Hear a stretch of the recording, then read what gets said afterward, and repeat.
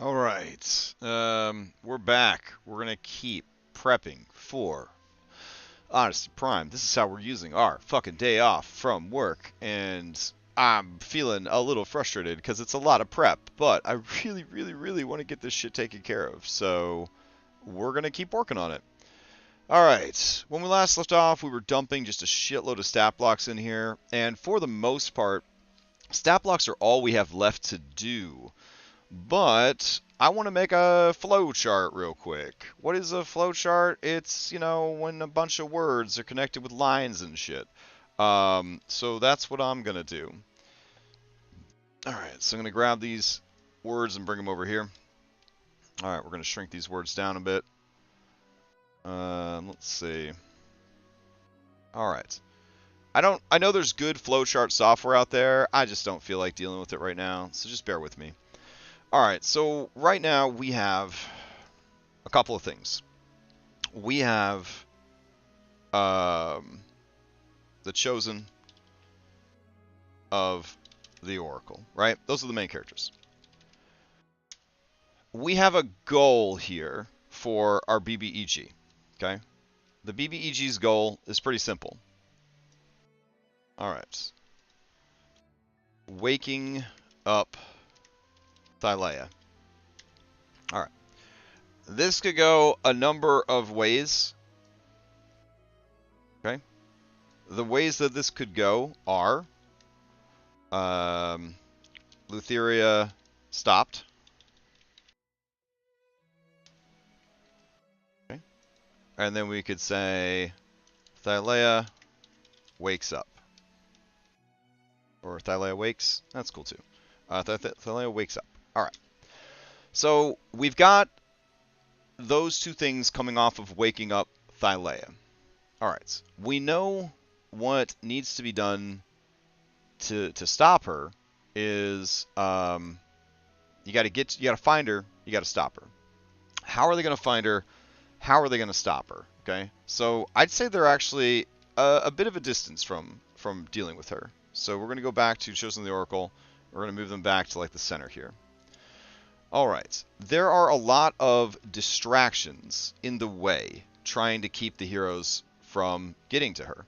So the first set of distractions is trouble with sparks. Okay. They have not resolved the trouble with the sparks.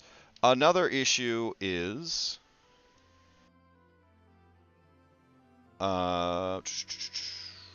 errant souls. Okay, so that's an issue. And down here we have apocalypse. Apocalypse. That seems kind of bad. All right. So we've got the trouble with sparks, the errant souls, and the apocalypse. There was an issue with the Myrmikes, which was another distraction they had to deal with. But the party has dealt with that. So we'll go Myrmikes. I don't know. It's my flowchart. It doesn't have to have the right spelling. So the other thing that was an issue was Arisian Civil War. So you can see that the Chosen were surrounded. They were surrounded by issues that they had to deal with, right? There's all this shit they had to deal with. Way over here is Lutheria pulling off her plan and getting it taken care of. All right. So what does Lutheria need to get those things taken care of? She's pretty much got it all, but what she needs is Fates. Fates can't really intervene, so Furies dealt with. Okay. So the Furies have to be dealt with. And then, is there anything else that's sort of standing in her way? She needs energy from 8 gods. Okay. So that's a whole thing. All right. Now, in order to get the energy from the 8 gods, she also needs a base of operation, right? So we've got fake Olympus, which I should probably figure out what to call fake Olympus that isn't fake Olympus. All right. So that's kind of like what she needs to wake up Lutheria. Oh, and she needs a dragon. All right. So she needs quite a bit of stuff. Needs a dragon. All right, sweet. So they're over here, and they need to get to the top right of this map, okay? So what has been happening here? The trouble with the sparks led them to Narcissus. All right, now Narcissus was going to set them on their wild goose chase, right? All right, and the wild goose chase was the flame, the ambrosia, and the caduceus. Caduceus. All right. That, however, got mixed up in the Eurasian Civil War, which will make that a lot harder to do. The ambrosia put them on the path to go to hell, which then introduced Hades as a player. So, not a player, but, you know, like a player in this game. Listen. You know what I mean. So, Hades is involved. All right. So, the flame itself... Here we go. Alright, then we got the flame itself. But in order to deal with the flame itself, they got to go to the Sunken Kingdom. Alright, and the Sunken Kingdom will lead them to the 8 gods. Alright. Alright, the Sunken Kingdom will also lead them to Prometheus. Prometheus. Beautiful. Okay. So, Sunken Kingdom leads to Prometheus, leads to the 8 gods. Alright. So the errant souls over here, the main characters, the Chosen Oracle, the Eurasian Civil War, the Myrmikes, and then we've got the Apocalypse over here. I'm actually going to move Errant Souls to here, Apocalypse to here, because that's kind of the direction that they are moving. Now, everything with the Errant Souls is a distraction. All distractions. None of these souls matter. None of these souls affect anything. They're just a distraction for the party, except the God Eater, who is a part of the Apocalypse. Alright. There we go. And then Myrmiki timeline completely shut down. Beautiful. Alright. Sunken Kingdom, Prometheus, 8 gods, Fake Olympus, energy from 8 gods, needs a dragon. So, needs a dragon is obviously she's going for Narcissus. That's who she wants. And Narcissus is going to be a pretty easy target. Should Lutheria have Icarus? That is very good, because Icarus did die. And nobody's really checked in on Icarus. So, Icarus. Beautiful. Nice work. Alright. I would prefer Narcissus, if we could, because I think it's, like, more poignant for this particular story. But Icarus is going to be backup dragon. Alright. Backup dragon's over there. So, the Sunken Kingdom. Alright. It's pretty simple how the Sunken Kingdom plays out. Let's see. the Sunken Kingdom basically leads to the Sea Sirens. Alright. And then the 8 gods. And then Prometheus. Before Prometheus, there is Scylla's Chasm, which is where they would have to fight through. They could visit the 8 gods beforehand, but then if they free Prometheus, that will once again summon the Furies, who have had enough of their bullshit. So, Furies. Alright. All that seems pretty straightforward. Alright. I don't think we're missing anything else from this chapter. I think we've gone over this chapter a few times, poring over it for anything useful. Alright, the chasm. Beautiful map of the chasm. The pit. Freeing the gods. Alright. Then we get to the apocalypse. Villains of the apocalypse. So, we know that our friend the Kraken is going to be there. So, there we go. So we're going to bring the Kraken in for round 2. The Karkin, the Karen, there we go. The Kraken. Let's move the Kraken over here because he is also mixed up in all of this shit that's happening. He also wants to see other worlds than these. He also wants to get out of here. Alright, and then there's the big evil thing that they summoned, which will just straight up be Cthulhu. So, let's see. Alright.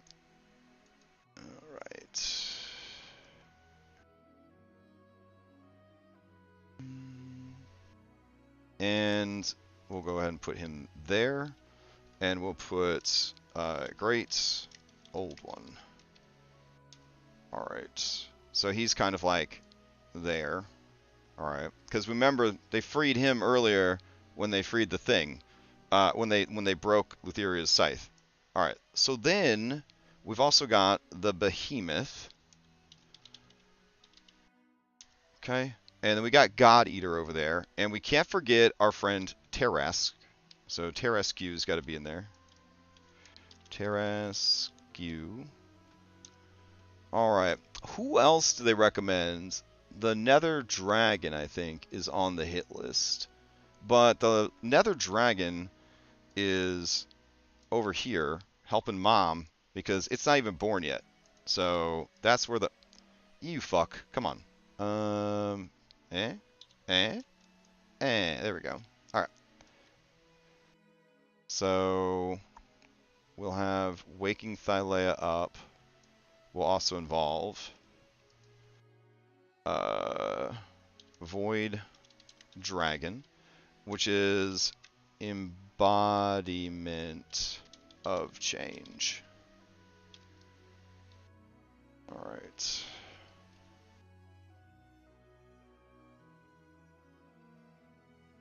Okay. So let's see. Apocalypse, the Tarrasque, the God Eater, the Behemoth. Alright, that's enough fucking boss monsters for sure. Alright, so she needs a dragon. She's got Icarus as a backup dragon. Alright, the only one that's going to be hard to connect is we got Narcissus all the way over there.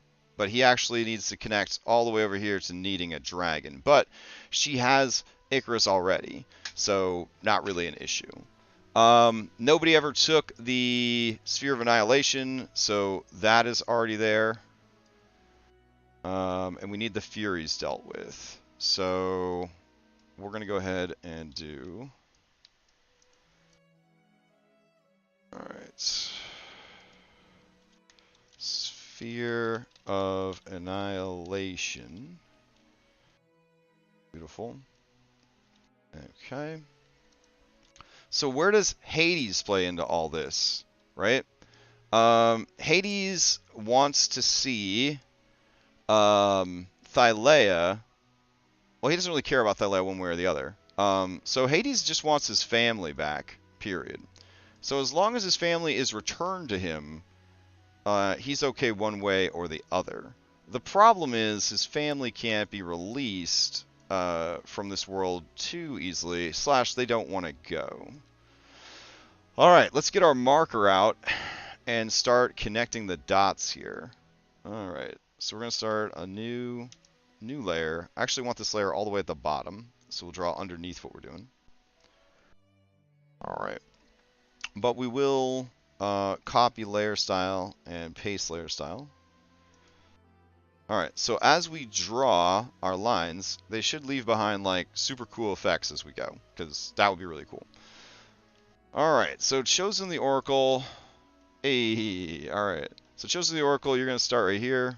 I think I want to make this a little bit smaller. There we go. Okay. Now, you've already gone over to the Oresian Civil War, and you just fucking noped out of that. You already went over here, and you dealt with the Myrmikes. So, we're just going to put a big X here. All right. So, from the Oresian Civil War, they did go over to Narcissus. But, because they didn't help with the war, they got Narcissus killed before he could tell them the other stuff. So, Trouble with Sparks connects them to Narcissus as well, and connects them to the Oresian Civil War. Narcissus tips them off about the 3 items. There we go. And then the problem with the Caduceus is it's wrapped up in the Oresian Civil War.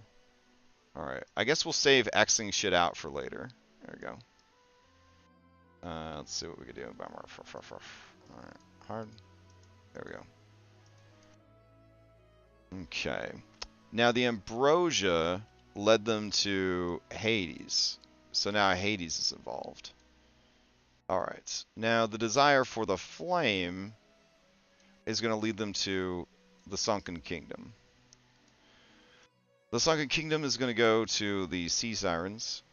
The Sea Sirens are going to recommend the party go to the 8 Gods. But they'll also tell them about Scylla's Chasm. 8 Gods will redirect them to Scylla's Chasm. And then that will lead to Prometheus. Freeing Prometheus will bring on the Furies. Furies are tired of their bullshit. They're going to fight them to the death. They're going to kill the Furies, we hope.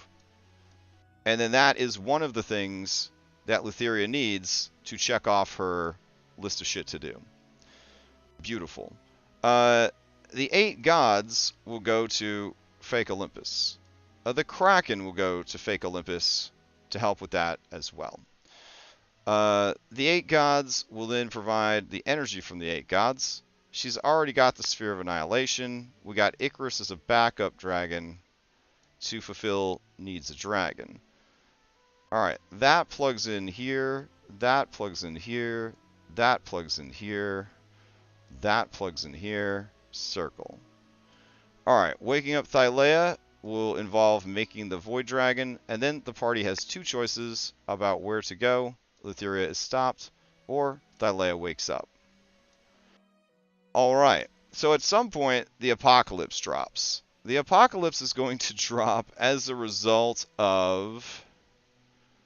I'd say as soon as she knows that they have gone to the Sunken Kingdom, that's when Lutheria will start the Apocalypse. Alright, so the Errant Souls, all distractions, dead ends, don't worry about it, except the God Eater, who they should have dealt with when they had the chance. The God Eater is part of the Apocalypse, Tarask is part of the Apocalypse, Behemoth, part of the Apocalypse, and of course, Cthulhu, part of the Apocalypse, and Kraken is part of the Apocalypse. These guys, Tarask, Behemoth, and even Cthulhu are all distractions from the main game, and God Eater. Alright. So, Hades, he has a connection to these 8 gods. So we're going to go and do a new layer, and we're going to change our paintbrush out for this blue one. We're going to make it bigger. And now we got some overlaps. Okay, so Hades is involved with the 8 gods. Alright. And he wants them back. And let's see. Oh, Narcissus needs to go all the way. All the way. To needs a dragon. Maybe. Myrmikes is just out, so we can get rid of that. Let's go with, like, yellow. There we go. And we'll X out the stuff that they've already done. So Myrmikes is taken care of. Errant Souls are still a thing, but the party ain't fucking around with that anymore. Aregia and Civil War, not fucking around with that anymore. They lost the Ambrosia, so that's out. And everything else is still in play.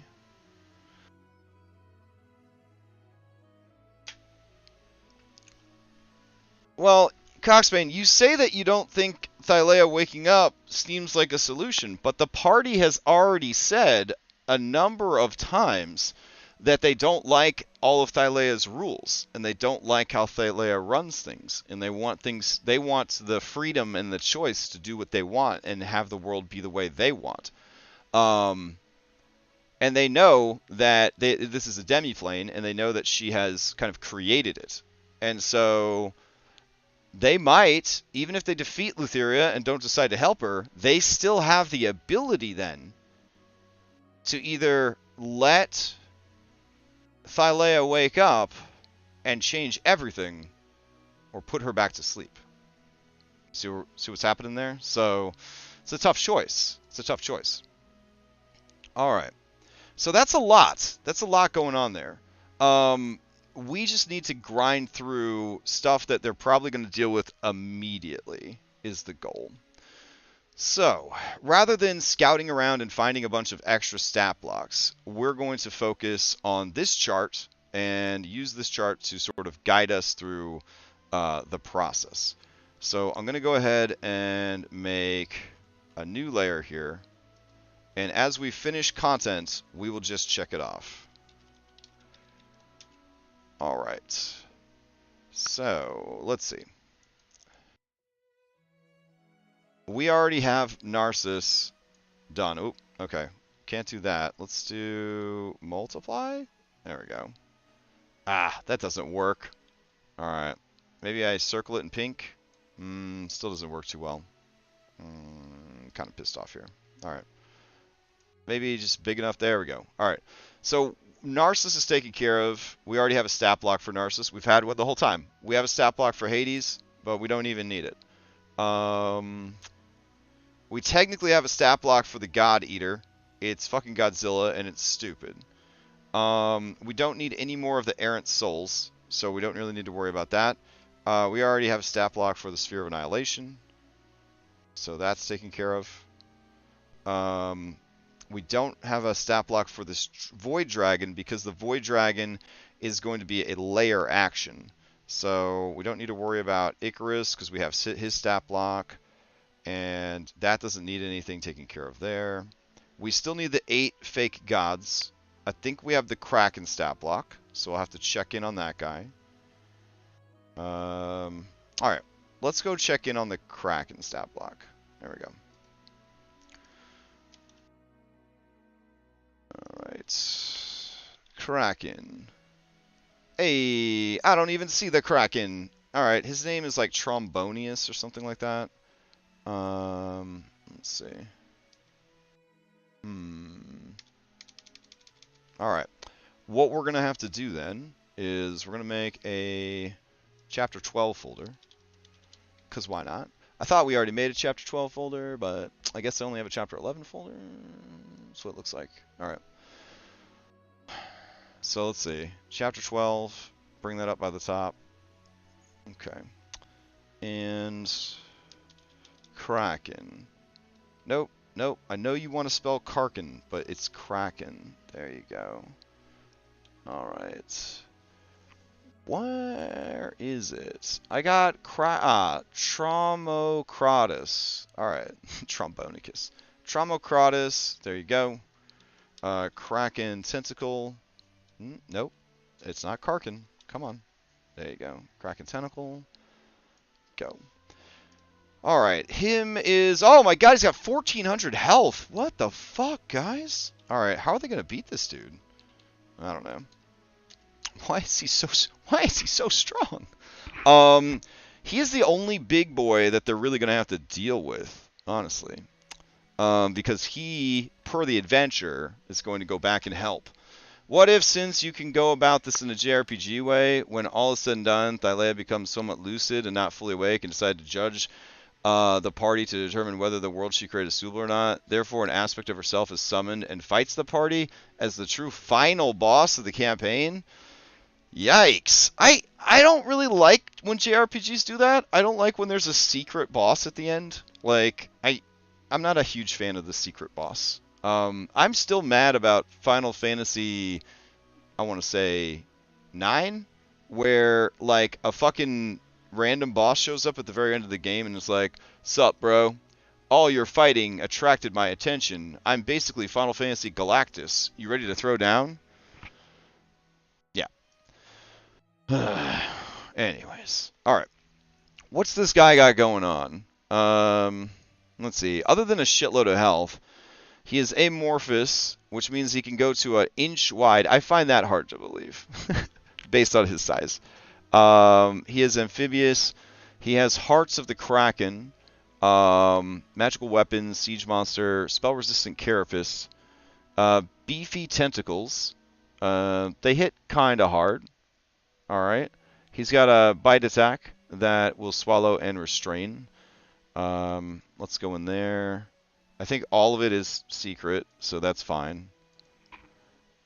And let's see, pinching tentacles for the biting and not the biting, for the grappling. Tentacle grasp for more. We should probably give him fling. There we go. All right. His resistances are cold, lightning, and thunder. They need some way to, like, overcome the Kraken. Something that would just really fuck him up. So we're going to definitely need to address that in the game. Otherwise, it's just going to be too tough. Legendary resistance, we're going to drop that in favor of Paragon defenses and Paragon actions. All right. Pinching tentacle, bite, beefy tentacle, move, fly, multi-attack, tail. Okay. All that seems pretty good. Tail attack. Do you even have a tail, dude? What the fuck? Alright, get rid of this. Multi-attack. Makes 3 attacks. One with its pincer, one with the tail, and one with its tentacle grasp. Get rid of this. And get rid of this. Alright. I'm going to say that we will add the weakness. Here we go. Despises failure. That will be his weakness. So how this works is any time Tromocratus would fail a saving throw or opposed roll, he uses his Paragon defense to succeed, even if this would reduce his health to 0. That is his weakness. He cannot stand the idea of losing or being affected by anything. And with his HP being that high, that means every time he does that, he loses 140 health. Mirror Ember says, giant octopus can squeeze itself into any tiny space. I guess. Yeah, I mean, I'm okay with it, because magic. Let's see.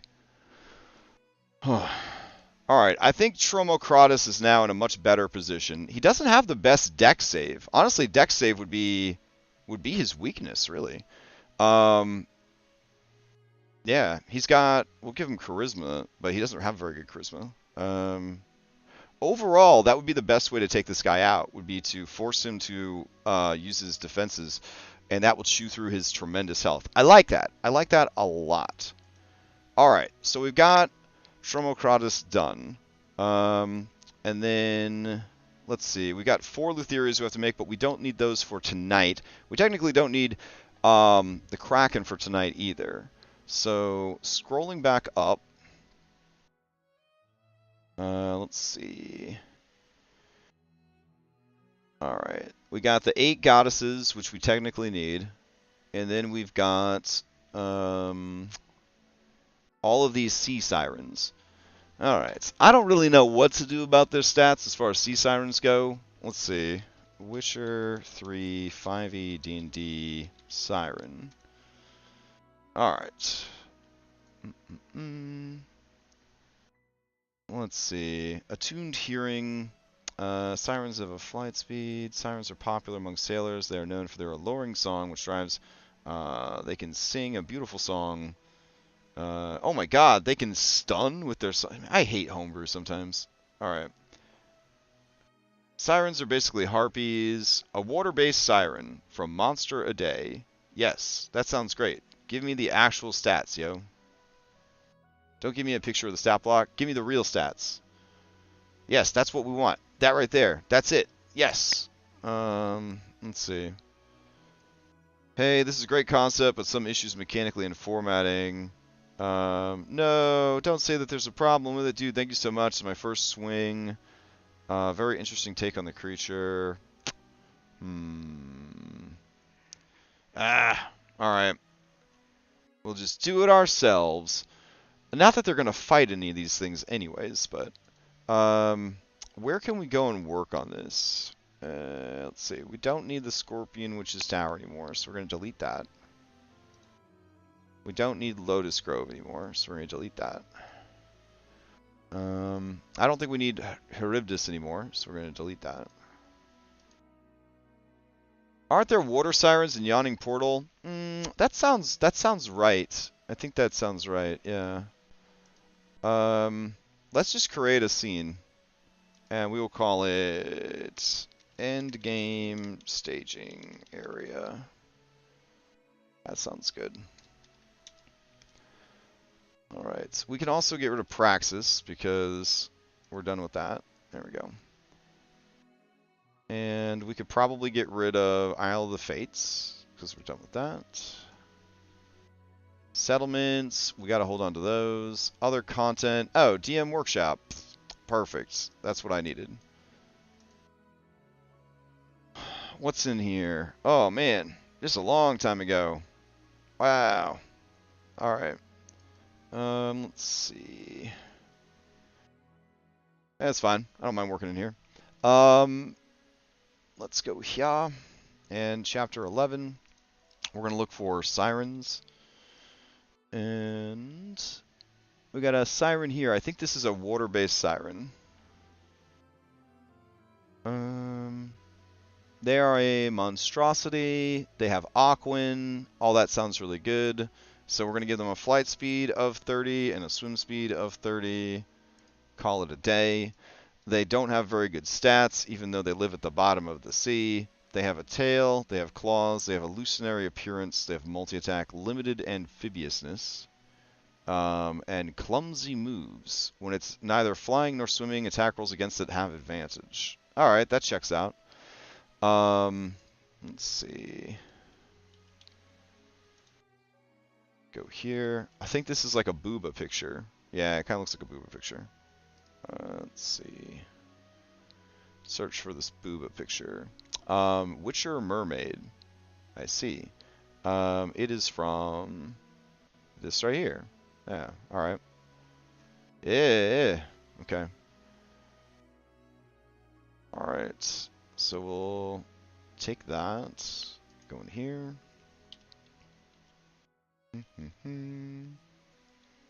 Alright. Well, we know it's from Witcher, but we don't need to remind everybody it's from Witcher. Okay. So that's basically what the sirens undersea have turned into. Got it. Alright, so we'll put sea sirens oodle. There we go.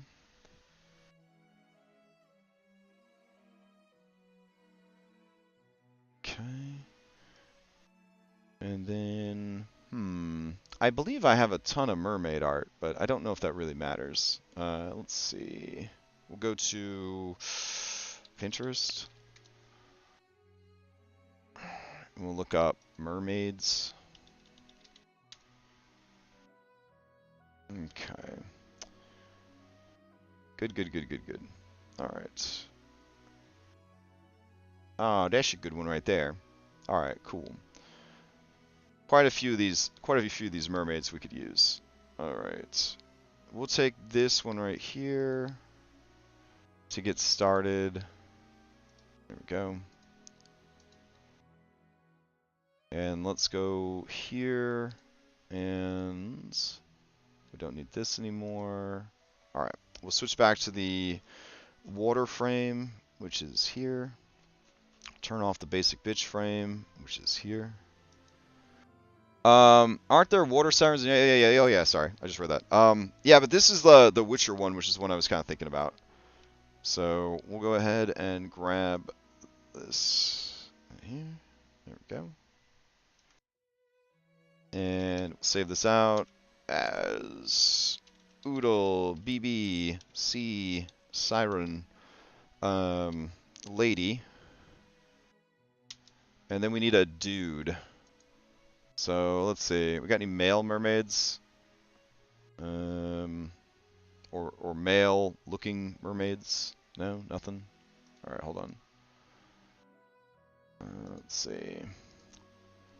Male mermaid. Oh, that's a great one. Hey, that guy's looking pretty cool. Let's see. Oh no, a Disney Plus ad. I wanted to look at this merman. There we go. I almost feel like Triton is going to be our best bet for getting a good good picture for this. There we go. Excellent. All right, so we'll go back down in here.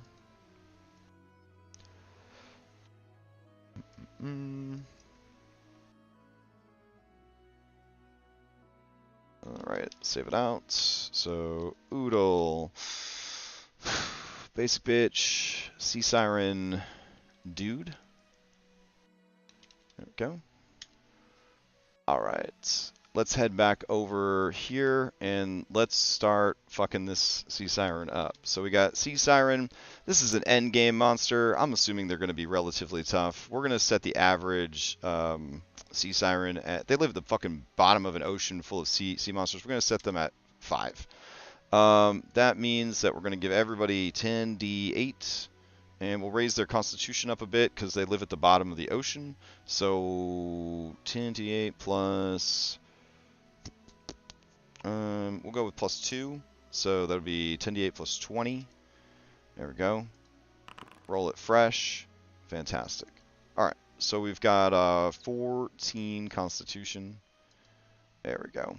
Let's raise their intelligence up a little bit to a 10, and we'll raise their charisma all the way up to like a 17.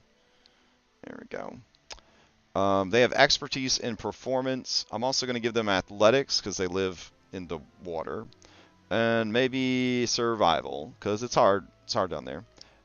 Senses. I'm going to say that they probably need dark vision.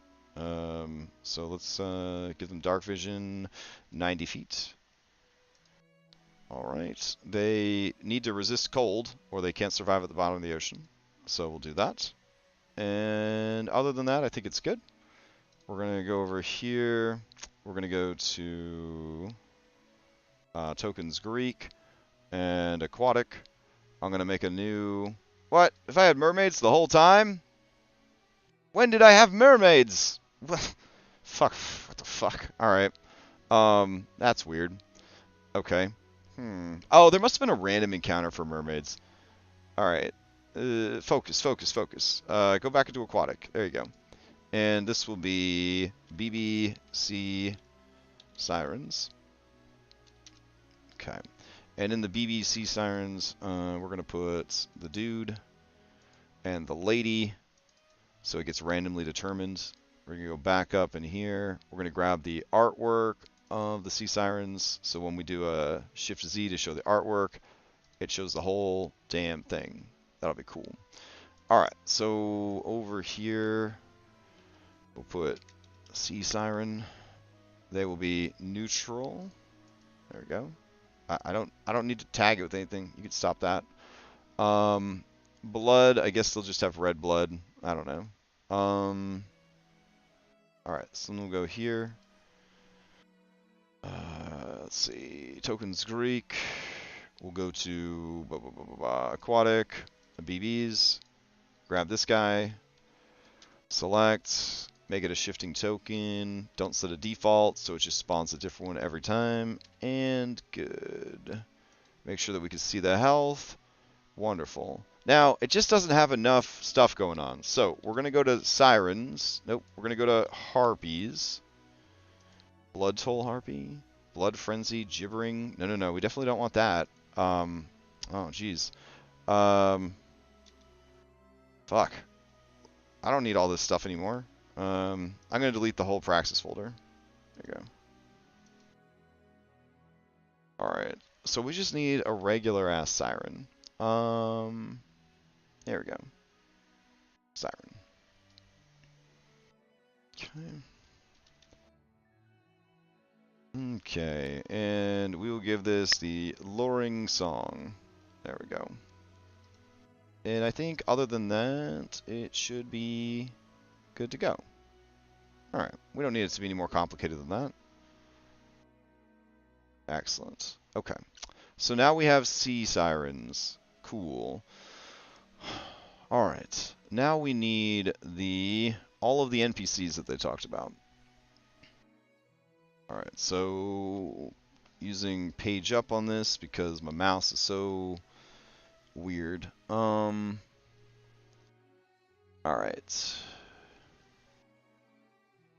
The Sunken Kingdom, blah blah blah. Lost City of the Sirens, blah blah blah. Merfolk.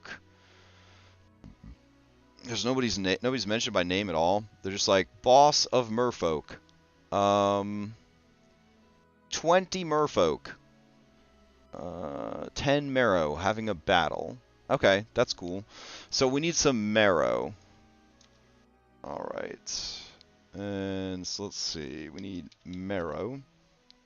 We're going to go with Marrow because this is much higher level. We got Marrow Champion. Hey, that sounds pretty good. Alright, so we'll put a Marrow Champion in there. What are you bringing to the table, son? Ooh, you very strong. Okay. And you're all set up. We just need to get a good picture of you. Alright. Marrow. Alright. I'm a huge fan of this particular art of the Marrow. I think Marrow are often drawn looking super dope. If you don't like any of the Marrow that are presented or available to you, my recommendation is to use Naga from World of Warcraft, because they also make very cool Naga. Let's see. Grab this one. Perfect. Alright, so save this out.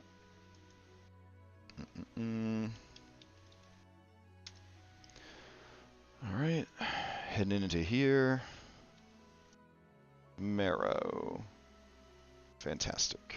Okay, save it out. Oodle, Marrow. Back in here, go there. Gonna go out of this Naga folder.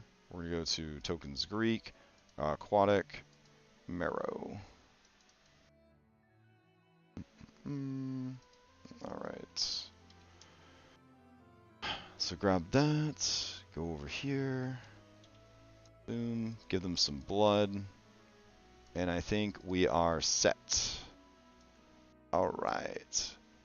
So this is good, because it will be like these guys are fighting against these guys. They only have their tails and their claws. I feel like we should give the sea sirens something. Let's give them long spears. Is that a item? No. Spear. Alright. I want to give them something decent. What about like a lance with no penalty? That'd be kind of cool. Alright. So we'll give them all lances. Nice. And we're going to pump their decks up as well. And we'll go ahead and make the lances finesse based. And they only work underwater, so we'll call them Aqua Lance. There we go. Genius. Okay. And so we've got that. Should we give them some... let's give them some cantrips too. So we're going to do Friends. And we will give them Thaumaturgy. And then we will finally give them Toll the Dead. That seems kind of cool. And their spellcasting for this will be Charisma based. Alright. So now they're a little bit more combat capable of going toe-to-toe with these guys. Alright. 20 of these fuckers, and they're up against 10 of these fuckers. Alright. So, let me go ahead and poop all these out. 5, 6, 7, 8, 9, 10. And then we need some sirens. There we go. Grab these. And we'll do 4, 6, 8, 10, 12, 14, 16, 18, 20. Beautiful. We'll take all of you guys. And we will leave behind the DM workshop. We're going to go to chapter 11. And I feel like this fight would probably take place as they are going down. So we could do on this map. This would be a great map to have this fight on. Alright, so the party rolls up, and these two forces are embattled. There we go. Alright. Man, I love an encounter where I get to roll 30 NPCs in. Whoo, baby. That's going to be fun. Alright, so let's mix them up a little bit. There we go. Okay. I feel like the sirens need something interesting, like some kind of animal or something that they have befriended. Because the Marrow all have like sharks and stuff. Aren't there? Oh, okay. So let's see. What could the sirens have made friends with? Octopus. There we go. We'll have the because octopus are actually really sweet. Sure. All right. Do we already have an octopus? Let's find out. Octopus. We have a river octopus. We have an octopi hoplite. We have a colossal octopus. I have a gargantuan octopus with no art plugged into it. All right. Let's see. So let's go here. Chapter 11. Octopus. Gargantuan octopus. And go. Alright, so we need cool art of an octopus. Fantasy, octopus. Please don't give me any porn. Octopus. Oh, man. Now, It's, okay. Just because I put fantasy doesn't mean you gotta put boobs on the Aw, man. Okay, hold on. Let's try again. Octopus monster? Alright, but I don't want it to be scary. Ah, there's still boobs everywhere. Oh my god. Hey, what's going on with this cutie? I like that. That's cute. Alright. I'll take it. All the others are so scary. Alright. Here we go. And let's see. Probably need to see how big the octopus is. So we'll go back to this one. Check out our frames, turn off this, turn on water, close that out, paste this in. Hacha. Alright. Perfect. Alright, save it out as Oodle, Siren, Octopus. Okay. Alright, so in case you're wondering, I'm not going to have 30 fucking guys rolled into things. So what's going to happen is the party is going to engage, and then a handful of these guys are going to come over and then fight and all that. And while the party is dealing with that, the battle will go one way or the other based on, you know, if the party intervenes. It's just kind of to establish that they've met up with them. It's not like a do or die, make or break scene. It's just supposed to be like, oh, you saved us. We'll help you and tell you about our village and stuff. All right. Going back up, we're going to go down to tokens Greek. I guess we'll go to beasts. If there was already an octopus in here, I'm going to be so upset. Octopus? No. All right. So let's go ahead and grab our Siren Octopus. There we go. And slave. Go here. And save. And good. All right. So, Giant Octopus, he's on their side. And then they just need some sharks. Please tell me I still have some sharks. Odyssey the Dragonlord Giant Shark PC Edition. No, I need regular. Let's see. Giant Shark. Fantastic. Get in there. All right. So, get a couple giant sharks in there. Alright. That is looking like a pretty interesting encounter. Okay. So, as they descend into the ocean, there is a massacre. There's a big fight, and there's a swarm of 20 giant octopuses. Oh my god.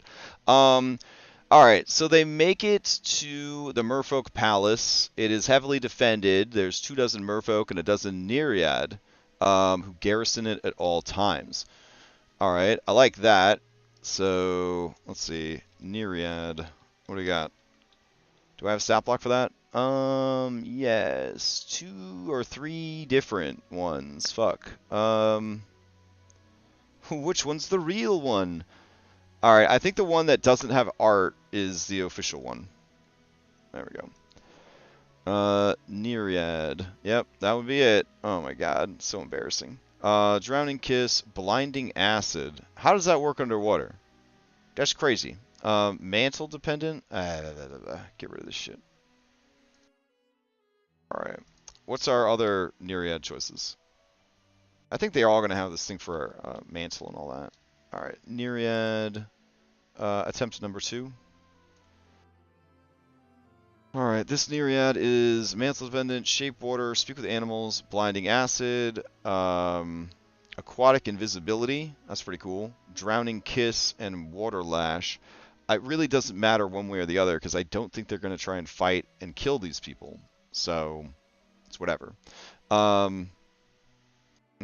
so I'm going to mash this together with our Sirens, because the Nereid are going to be like the more advanced Sea Sirens. So, we will do Fey, Touched, Sea, Siren. There we go. And that means that they're going to gain Performance. There we go. And we'll give them Claws, and a Tail, and a Luring Song, and Illusionary Appearance, and Clumsy Moves. That sounds good. Alrighty. And let's see. Then we'll go to their speed. Give them 30-30 for flying and for swimming. Alright. The ruler of the Merfolk is a powerful-looking warrior king named Pontus, a Merfolk gladiator with the amphibious trait and a swim speed of 40. Okay, Pontus. Sounds good to me. So I'm just going to make you this, though. Alright, so we're going to duplicate it. We're going to go in here, and we're going to put Pontus. King of the Sea Sirens. Or Cling of the Sea Sirens. Okay, so this guy would then be maybe opposed to Anastasia changing their way of life. So I feel like that's going to be a whole thing.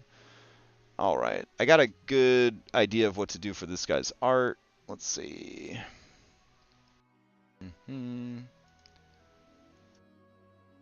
All right, I'm thinking this guy in the top left could work.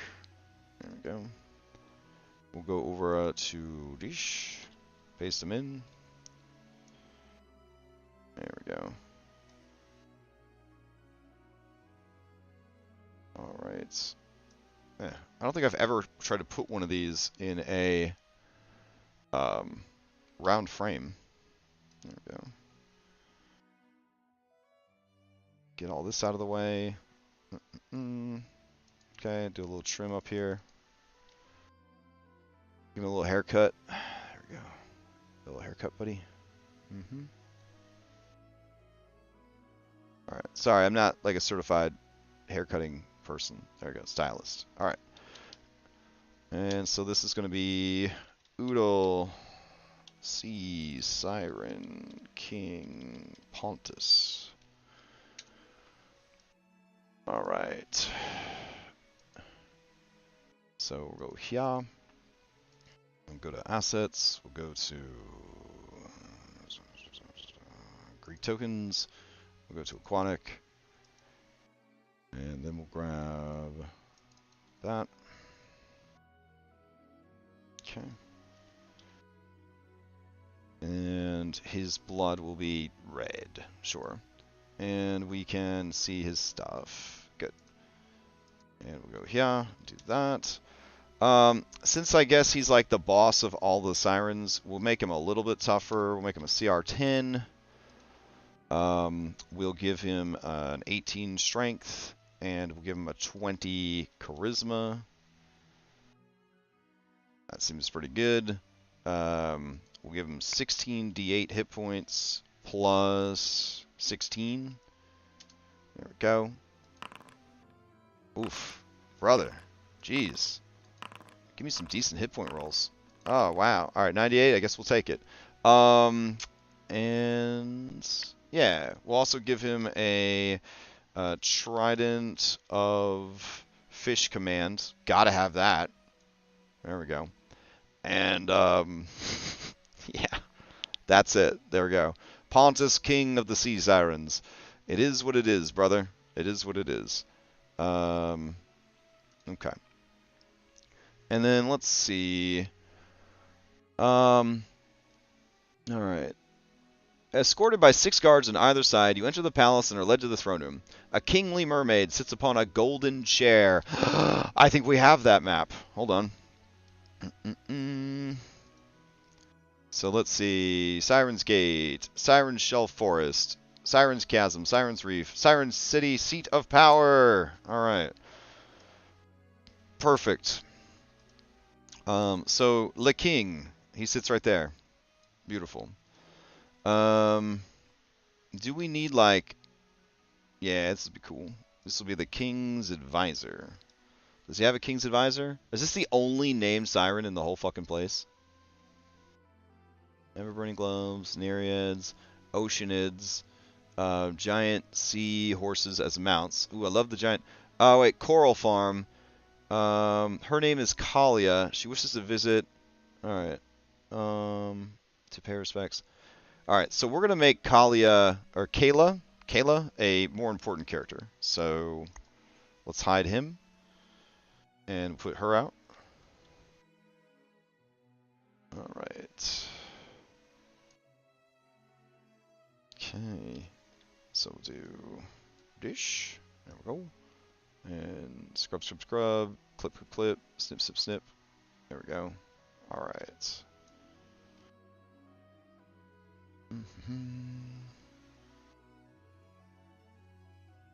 Works for me. Save it out. Oodle, Sea, Siren, Priestess, Kayla. Alright. So, Kayla. I guess we take the king and we duplicate him. And we're going to put Kayla, priestess of the old gods. There we go. Go and put that right there. Oh no, the king is hostile. We don't want that, so we'll make him neutral. Same thing right here. Prototype, neutral, update. Guess that means we gotta delete you, put you out there again. There we go. All right, and we'll go in here. We'll go grab Kayla. I knew we'd get on track eventually today. I just had a lot of other stuff I wanted to work on this morning, but we're making some good-ass progress now. Boom. Alright, so we're going to open up the king again because we forgot to give him these racial cantrips. There we go. And we'll give the same ones to the priestess. There we go. We will change up the priestess to also have a high wisdom. There we go. But a much lower strength. And a lower dexterity. There we go. And other than that, it all seems pretty good. And let's see, we'll give her history. We'll give her religion. Lovely.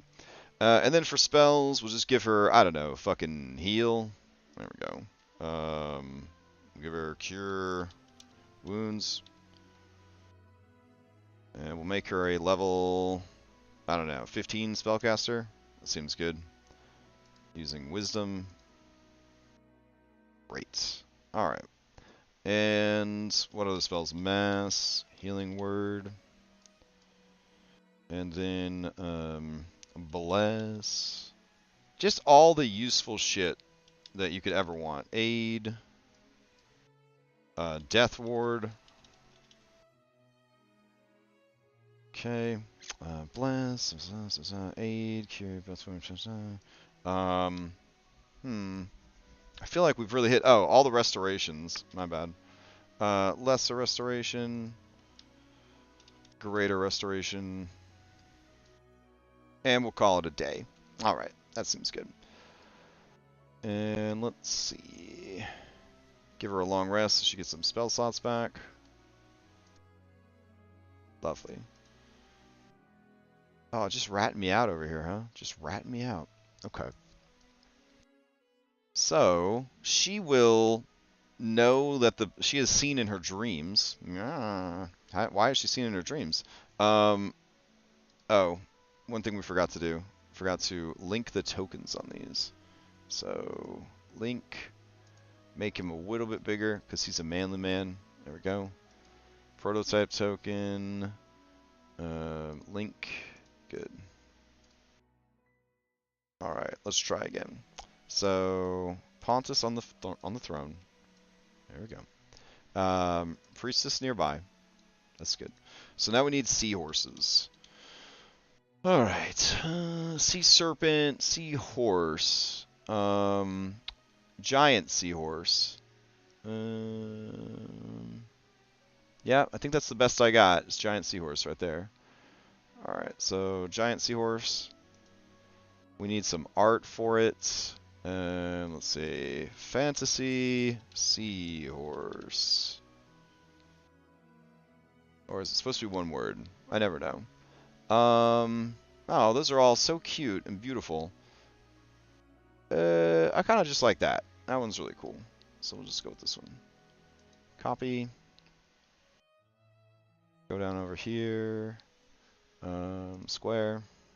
Paste this QD in. Ah, man. So low resolution. Oh, well. You get the general sense that it's a fucking seahorse. There we go. Alright. Let's see. Oodle. Seahorse. Enter. Head back in. Link this shit up. So we go here. And I guess the seahorse is a beast? I had no idea. We're going to go down to Tokens Greek. Beasts. Better late than never, seahorse. Better late than never. Seahorse has joined the ranks. Go here, do that. Prototype token. Do that. Update. Alright. And let's see. We need some cool looking merfolk. So let's see. Armored merfolk. What do you got for me? Oh, hell yeah. That's really cool. Okay.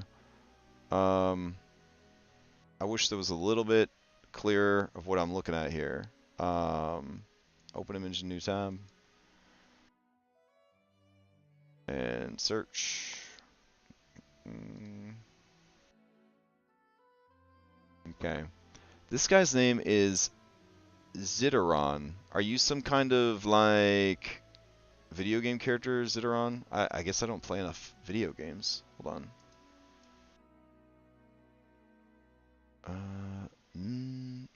No, that didn't help. Hey, here's the art again though. Search. It's just like the perfect picture, but it's so small. Wah. Alright.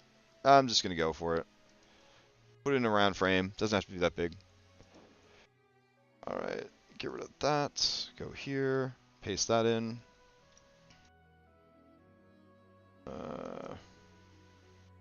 Alright. And then we'll do filter, sharpen more. There we go. And a little contrast. Beautiful. Aren't there... Oh, sorry. I keep reading chat, like, thinking there's going to be more comments, but it's cool. We're all just vibing. Odyssey, Dragonlord, Sea, Siren, Cavalry. There we go. And all we need these guys to be is we're just going to take the Fey Touch, and we're going to just change out the artwork. So, going down to Tokens Greek. Aquatic. Go here. Grab these Sea Siren Cavalry. Now, if you follow Mythic, we're not going to make all these peeps sirens. We're actually going to make this whole storyline about the Tritons. So Sea Siren Knight. But we could probably swap out a lot of the things pretty easily. And blood color. That's good. Updates. Perfect. So, Seahorse and Rider. Excellent. So, we'll do boop, boop, boop, boop, boop. There we go. We get some octopus out there. Just chilling. Alright. Maybe another octopus over here. Just chilling. Okay. And then just a bunch of regular ass sirens. So, regular ass sirens are here. 1 and a 2. And there we go. Perfect. We'll just have a bunch of people up there just chilling with the king. Alright, I love it. Okay, so now we have the area where they meet the king. That's taken care of. Let's see. Approaching the sunken city, meeting with Pontus. Alright, so let's look at the lovely maps we have available. So we need the Sunken Kingdom map. Let me check my Google Drive for that. Sunken Kingdom. Versi on the Sunken Kingdom. Sunken Kingdom with no labels. Excellent. So we're going to download that shit. Going to go into the unlabeled maps folder. And hopefully we can grab all the maps we need from there. Hey. Let's see. Show me the thumbnails. Perfect. So that's the, and then this is the city temple district. So we'll download that. And what else do we got? Dungeon prison. Ah, the chasm. Perfect. So we'll download this as well. And I think those are the only maps we need from here. Might as well grab the Apocalypse while we're at it. Great. Alright. I think that's everything we need. So now we'll go back into here, and we're going to open those up so that we can get them into WebPs, because they're a little beefy. Not too bad. Let's see. Grab these. All right. So I guess the fucking chasm is like right there? That's... I didn't really think about that when I made the map, so... How unfortunate for me that I didn't do that. Alright. I like my chasm map the way it is, though. But their chasm's, like, way bigger and more ominous. That puts me in a real pickle. Like, why did I make that kick-ass map if I can't actually use it? Maybe you go further down and you get to my map. Yeah, that's it. Okay. Good thinking, man. Good thinking. Alright. WebP. Save it out. Yep, make it great. Next up, Temple District. I feel like you just zoomed in on the map to justify giving me 2 maps, but you know what? Fuck it. Go for it. Yep. Alright. And then we got this boy right here. Not all that interesting, honestly. I mean, it's cool, but I think the maps that I have do a pretty good job, so we're not going to bother with that one. And then the Apocalypse map. It's got all these cuties all over the map, including a giant elephant. That's kind of nice. Destroying everything. And then there's a dragon over here destroying stuff. I don't know how this is much different than what's already there, other than they put cute little kaijus on it, but the map is burning at the edges, and that's kind of cool. I don't know. I don't know if we'll use this or not. That's a Chapter 12 problem. Let's keep focusing on Chapter 11. Alright. And let's see... So this map is taken care of, but now we need an exploration map. So we're going to go ahead and do... what should we do here? Yeah, we'll just do tile, template, wide. Drag that over to Chapter 11. Okay, and then we're going to go here and put City of the Sirens. Okay, and we got to go here. We're going to go up and up again. And I honestly don't know where I should be putting my fucking stuff anymore. So I'm just... I don't know. I had a Chapter 11 folder. It was in, like, maps or something. I don't know. Okay. So we'll go to maps, and we'll go to Oodle. And I don't have Chapter 11 in here either. So frustrating. Okay. Alright. So instead, we'll just go into Oodle. And I'll just put it here. That's fine. Chapter 11. Like the 5th Chapter 11 folder. I really just need to sit down and like knock these things out. Oh, I spelled chapter wrong. I'm so sad. Whatever. Here we go. We'll grab this. And we'll grab this. Okay. Drag this over. Drag this over. Okay. And let's see. I'm gonna make this pretty big. So we'll drag it to here.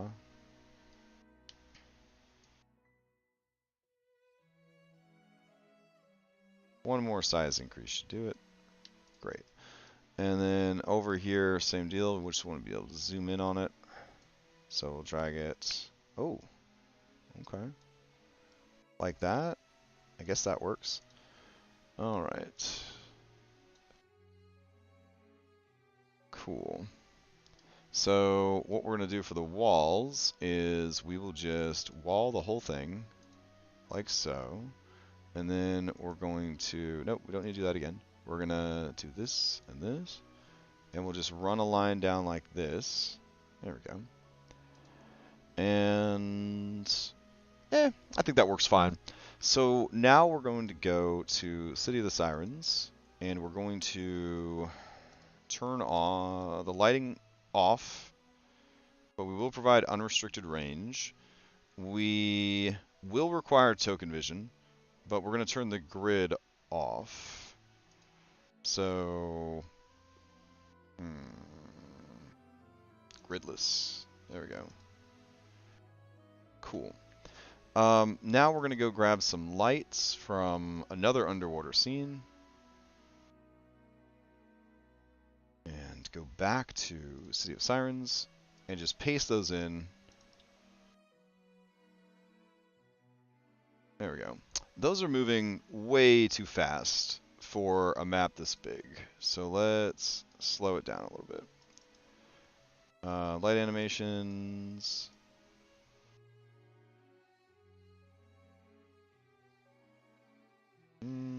Yeah, that's not too bad, I guess. All right. So we'll do like so. Cool. Okay. And then over here, in these temples, we'll do some of this. All right, that looks pretty good.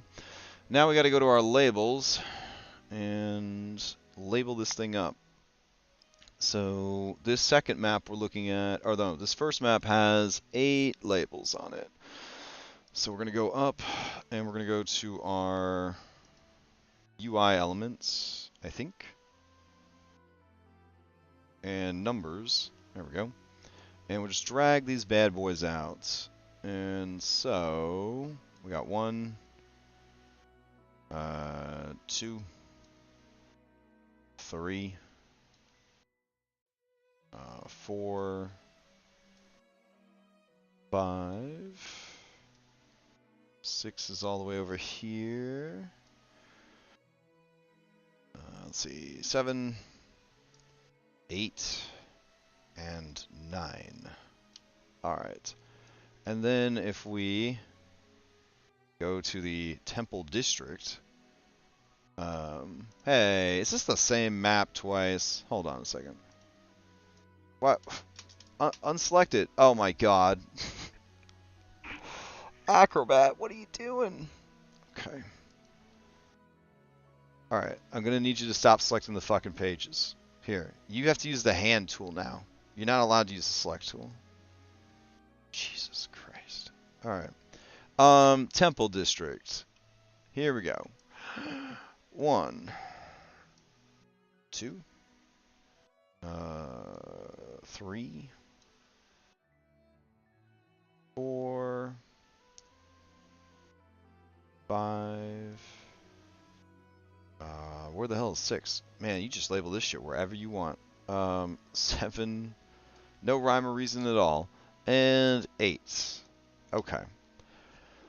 Yikes.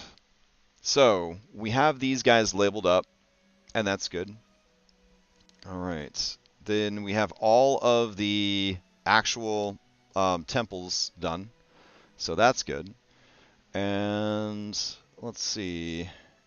That brings us to the imprisoned Pantheon. Because I don't think there's anything else of interest in this whole fucking town. They're probably going to ask if they have a store.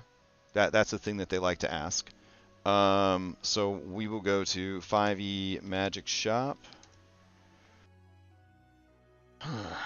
And let's see.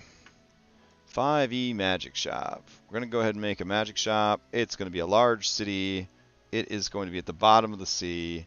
It'll just have everything that you could imagine, even game-changing stuff. And everything's going to be pretty expensive. So we'll start the bidding at 1,500 gold with no max price. We're going to give it a big store. So let's see. We're going to have 20 common items. We're going to have 20 uncommon items. We'll have 10 rare items. We'll have 5 very rare items. And we'll have 2 legendary items. Perfect. Generate the fucking shop. Alright. What do we got? A ring of spell turning and a robe of the Arch Magi. Jesus Christ. It's elegant. I feel like you can't just hand out a robe of the Arch Magi, can you? Like, yikes. Maybe though. I don't know. You can't tune this correspond to your alignment. Hypatia deserves it. We'll figure it out. All right. So let's see. Ring of spell turning. God damn.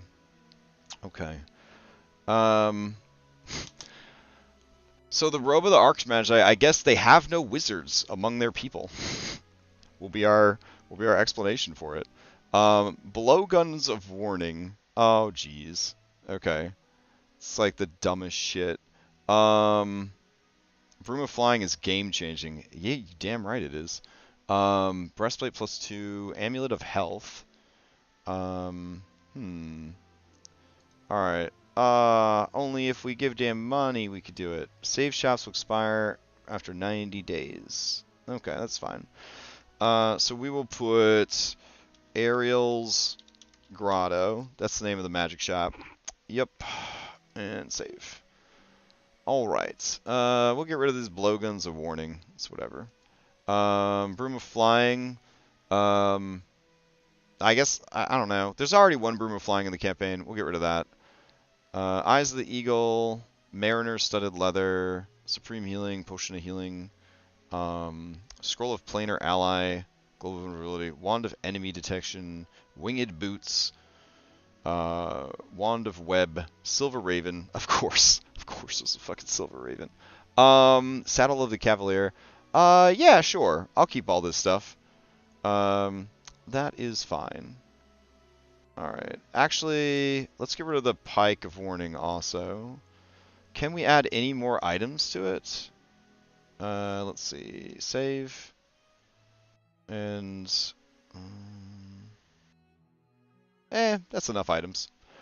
Alright. So, copy and paste the URL above to share with your group. Good to know. I will put it in our notes. Under... mermaids. Alright, here we go. Magic shop. Excellent. Okay, so we took care of that bullshit. Now we go over here. And let's see. Party attacked by Marrow riding killer whales. Ooh, I do like the killer whales part. That's pretty cool. Alright, so let's see. That'll be a nice, like, warm-up. So the Siren's Gate will kind of lead towards the Abyss or whatever. It seems like a good place to fight Marrow riding on killer whales. So let's get some killer whales out here. Alright. Killer whale. Not the best stat block, honestly, for this killer whale. I think it has a 10 armor class. It's just so badly made. Let's see. Alright. Take that one's just really bad. Keen hearing, hold breath, echolocation, and bite. Wah. Let's give them some other stuff. Pack tactics, for sure. Alright. The bite's pretty good. And they're fast underwater. We'll take it. Alright, let's go get some killer whale. Killer whale. I need a killer whale that looks menacing. I mean, they're all... Oh, that one's pretty menacing. It's about to eat a seal. That's good. Alright.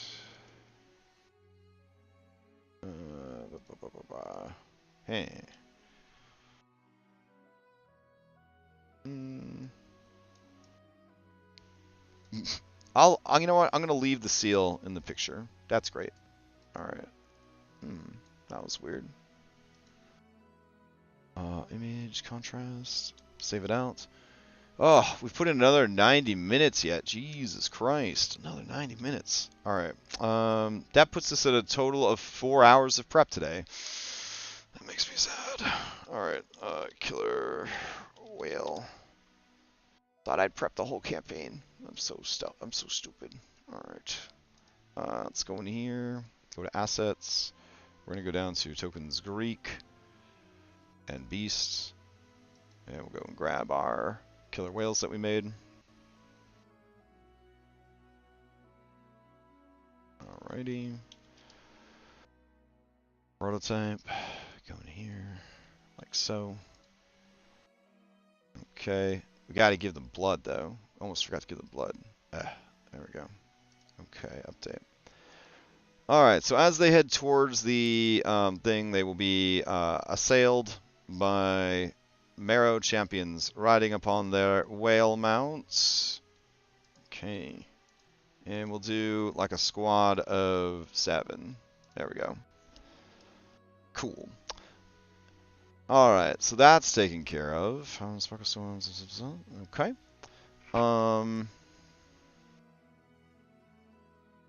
Oh, it says here that on the way there, the spark of storms, infused with his master's relentless desire for revenge, awaits. So let's go back to the airship real quick. Where's the airship at? Oh my god, did I not label it airship? Come on. Ultros. Alright, we've got this one, which seems like the least busted one of all of them. And then we got this one that is kind of busted. Yeah, I don't like this one. So we're going to get rid of this one. Delete. I don't care about the below decks anymore. Alright, so we got Skies of Thylea. And then we're going to go grab the Elder Tempest.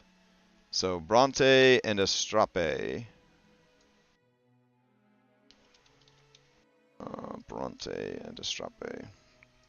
Lovely. They're both decently strong. There we go. Rematch that they never even got to have. Alright. So we've got that fight. That's good.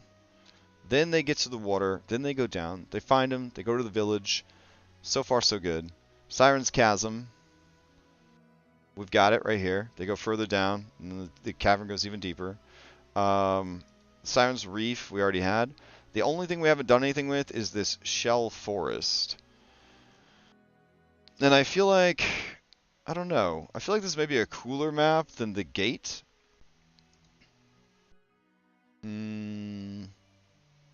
Maybe. Maybe. I don't really know what to do with Shell Forest. I think we got enough fucking encounters here. We gotta move on. Alright. So, let's cast these, false gods or whatever. Okay. So, the Forgotten Gods. We've actually got these dudes all the way down at the bottom now. So, we need something in here to attract their attention. So we're going to put Lost God is going to be the tag. There we go. And then we're going to go tag these guys so we can get them in the folder easier. Alright, we don't need Frost Giant Zombies anymore. We're going to delete that. We don't really need a Force Elemental anymore. We will delete that. We don't need a Zakroth anymore. Delete that. Okay, we really don't need elephants anymore. Get rid of those. Get rid of this. What a mess. Probably don't need Taurus of Aresia, but we can leave that shit in. We'll get rid of this. No! Delete, not duplicate. Get rid of that. Get rid of this. Alright. Ancient Warp Dragon. Jesus Christ, we don't need that. Chronos, the Father of Time. You can stay. We don't need the Skeleton anymore. Probably don't need these Blind Croakers. Wow. I really need to go through and kind of clean this shit up. Oh well. Giant Toad. We can delete you. Alright. Giant Snapping Turtle. I guess you could hang out. Dire Rat. Delete that. Okay. Evil dolphins, for sure. Oh, you know what? Maybe the dolphins should be like hanging out with these guys because, you know, they're bad guys or whatever. Maybe. Ooh, here. We'll add some complications here. So, at the city's seat of power, he is going to have a dolphin advisor. Yes, perfect. Now we call into question their moral alignment, because who would take advice from a dolphin? Only a bad guy. Only a bad guy. All right. We got distracted a little bit, so we're gonna get rid of Frost Giant, and I guess we can keep the named Frost Giants for now. I don't know. They're kind of super dead. Then my party will be like, I wish they weren't. And it's like, thanks guys. Let's see. Core spawn worm. Just get rid of that shit. A random tiger. Cool. The Underworld Cerberus, Time Dragon Baby. Well, that shit ain't gonna happen anymore. Alright. So where are all the people that we imported winding up? Oh, they're like all over the place. Alright. Ares, God of War, and Destruction. Well, we don't really want to advertise all of that, but we will switch you to a whip, and I will put the tag Lost God there so that you can be more easily sorted. Artemis, we'll add Lost God tag. Behemoth, we don't need that yet. Ares, there we go. That's that. Hecate, good. Let's see. Mazu, I don't remember what we're using Mazu for. Lost God. This is going to be a Lost God. There we go. And let's see.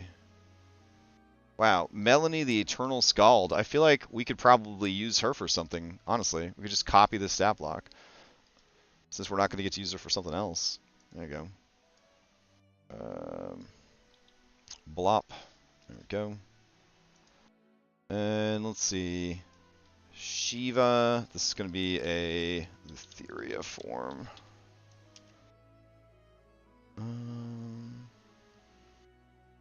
Okay, I think we've got it covered. Cool. Alright. So we're gonna search now for Lost God. And why? Oh, I have to name the folder Lost God, I guess. There we go. No, it's not. It's not going to show me my folder. Normally this technique works, swear to God. Okay, hold on. Oh, I didn't name anybody in the folder Lost God successfully. Okay, now it should work. There we go. So we'll drag everybody up into this folder. It's dumb that you have to do this to sort, but you can't really like drag people up normally, so it kind of is what it is. Okay. Alright, so let's go to our Lost Gods folder for reals. And we've got Artemis here. And Artemis has Zeus's anger. Calls upon her father Zeus and directs 2 bolts of lightning to strike up to 2 targets. Each target must succeed on a DC. Ooh, that's pretty nice. Alright, so we'll go here and we have to change out every instance of Athena with Artemis. That'll be fun. Okay, so Athena, go. Oh, it's just 1. Fantastic. All right, and cool. All right, we'll just grind it out. So AOE, or AO. Athena's Owl Companion provides them with the following benefits when perched on her shoulder. May not be surprised by any manner of attacker. Always has advantage on initiative roll. So we're just going to call this Consummate Hunter or Huntress. Is that not how you spell consummate? Oh, 2 M's. Jesus. All right. Consummate Huntress. Oh man, I can't spell any words right. All right. And then we're going to put... All right. Artemis has the following benefits, period. All right. Battle awareness. There we go. And not be surprised and always has advantage on initiative rolls. Beautiful. Okay, I will go ahead and modify that accordingly. Let's see. Where is it? Always advantage on initiative. Got it. Update. We're also going to give her damage resistance to poison, but not immunity to poison. Alright, all that sounds pretty good. Next up is Divine Shield. Non-magical weapon attacks, ranged melee made against Athena do no damage while she holds her shield. We're just going to delete that because she doesn't have a shield. Okay. Divine Spear makes a successful attack against a target with her spear. The target must succeed on a Constitution saving throw or be stunned until the end of the target's next turn. Jesus Christ. Alright. Divine Arrows. Alright. And it will say when Artemis makes a successful attack against a target with her bow, the target must succeed on a DC 23 Constitution saving throw or be stunned until the end of the target's next turn. That is fucking crazy. Alright, legendary actions. 4 legendary actions. Jumping, Jesus Christ. Magic resistance, that checks out. There we go. Let's see. By the way, where are you getting these stat blocks from? I am getting them from a product called Gods and Goddesses by a company called Jetpack 7 Publishing. They specialize in high-level 5th edition D&D content. And I could probably pick up a couple of more books. I think I have a dragon book as well that just has insanely powerful dragons. But I'm just gonna make a decision and be like, this god is this, and then I'm gonna go through and change the god up. So that's the plan. That's the play. Let's see. Artemis, Athena. Good. Alrighty, that brings us to Rebirth. When you drop to 0 hit points, reforms at next sunrise. Before sunrise, her ally attacks the one responsible for the destruction of her avatar until it does damage. The target is marked for 48 hours. It cannot hide from Athena during this time anywhere on... Alright, so let's see. This isn't her avatar, though. This is actually her. So we're going to put Hunter's Mark. Alright, and what we're going to do with Hunter's Mark is anyone struck, anyone damaged by Artemis is Hunter's marked by her forever, period. That was easy. Alright, so we'll do Hunter's Mark. Dispel. Alright, she is a level 20 spellcaster, and obviously her spellcasting is wisdom based. There we go. Alright, I feel like she should probably have expertise on survival and athletics. There we go. And then she has acrobatics. And probably stealth too. There we go. Lovely. Alright, let's continue. Superior Dark Vision. Okay, why not just give them fucking True Sight? They're gods. Yeah, let's just do that. So senses, True Sight 120 feet. And Dunzos. So we get rid of this dumb thing right here. Superior intelligence for today. In combat, Athena examines the tactics of her opponents and may use her intelligence modifier when making her next attack with her spear or shield. On a successful strike, the target must attempt a DC 23 intelligence saving throw. On a failure, Athena has advantage against that target until combat ends, or until the target succeeds on a DC 13 intelligence saving throw, in which it can attempt to end this. Okay, I kind of like that for Ares, honestly, because if he's like god of tactics or whatever, you know what I'm saying? So let's drag that over to him. There we go. And we'll get rid of this. You're already like marking everything automatically, girl. You don't have a bow though. So let's give you a bow. Alright, so longbow. +3? Sure. Alright. And let's go in here and see what we could do with this. The soul forged bow of Artemis. Alright. And the soul forged bow of Artemis is very good. That's all we know.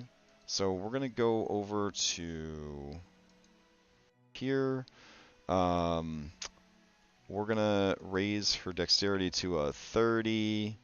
We'll lower her intelligence down to a 20. No, to a 19. There we go. Alright, we'll give her a dex saves. No intelligence saves. Alright, sounds good. Back to the bow. The soul forged bow of Artemis is... It is the longbow, and it's going to do 3d8 piercing damage, and then it will also deal, let's just say, 50 points of poison damage. Perfect. And then the range will be 600, 1200. That sounds like a very fair and balanced weapon. I like it. Alright. So now you have a bow to shoot people with. Alright. So then we got, let's see. Is there something else we forgot to do here? Default? Plus mods. Okay. Hades' ally. Alright. Athena requests assistance from her uncle Hades in dealing with the adversaries in her presence. For 2 rounds, Hades sends a Lich bodyguard. Why a Lich? That's a weird thing to send. God damn. How about Hades sends a Death Knight? That seems better. Okay.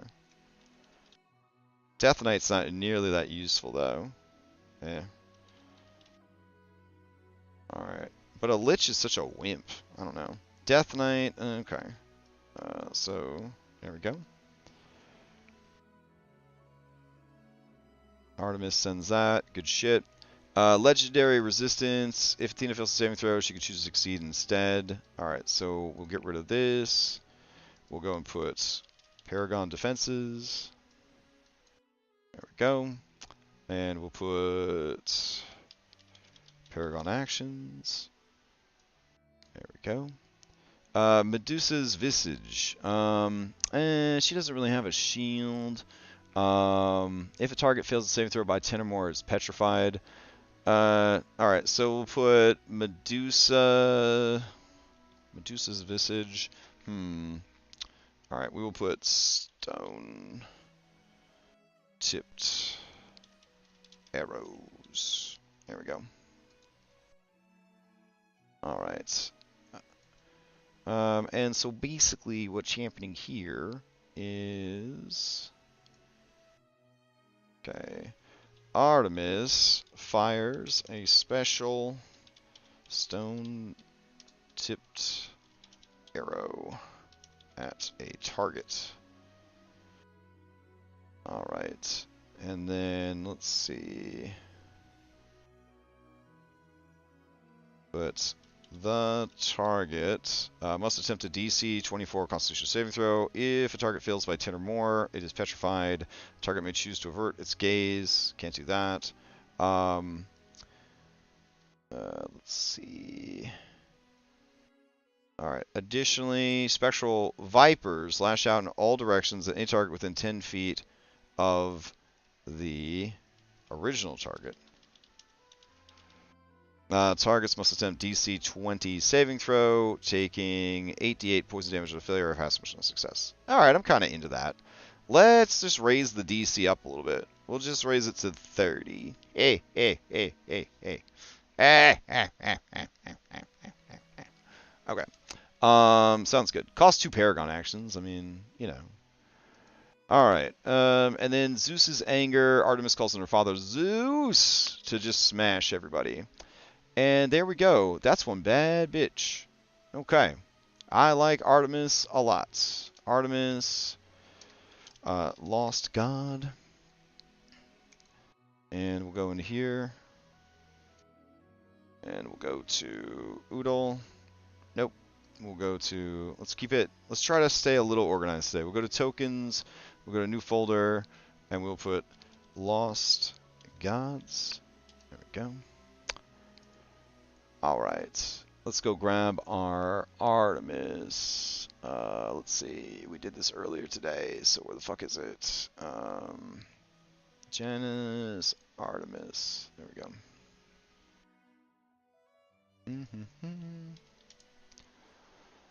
Perfect. Prototype, go in here and do that. Blood, good stuff. Okay, resources. Show me the hit points, update, and done. Hey, all right, we got one of the gods done. Fuck yeah. Woo. Woo. All right, so that's taken care of. Sad. All right, so we'll delete that. Oh, I forgot one important thing. Check that box. All right. Oh, I forgot 2 important things. Neutral. Okay, I don't think I forgot anything else, but I probably did. Eris. Eris is work in progress, lost god. Deity that can fly. This is a goddess of trickery and the moon. So let's see. Arcana, insight, persuasion. I feel like if you're trickery, we got to give you deception. There we go. We're going to pump your charisma to 30.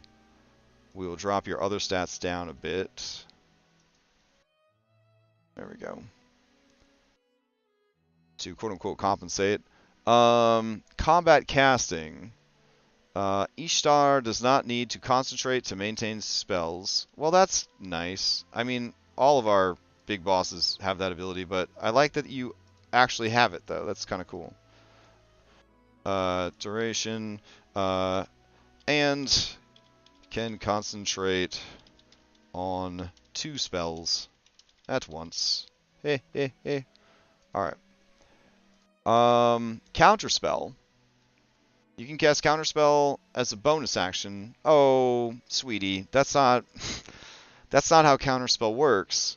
I guess on your own turn, but even then, it has to be like a reaction. That's weird. Okay, so why don't we do this? Okay, so Counterspell. We're going to put Expert Counterspell. So anytime you feel nervous about publishing your own third-party content, understand that somebody thought a cool ability would be to let somebody Counterspell 3 times as a bonus action. So there you go. All right.